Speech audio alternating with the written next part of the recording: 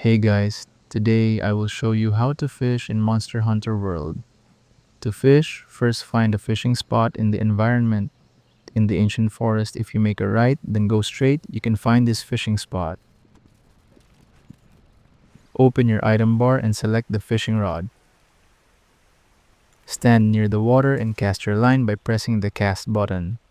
Pay attention to your bait. Once it completely sinks, it means a fish has taken it. At that point, start reeling it in by pressing F on your keyboard. Quick tip: Fishes gives you different items that can help during hunts.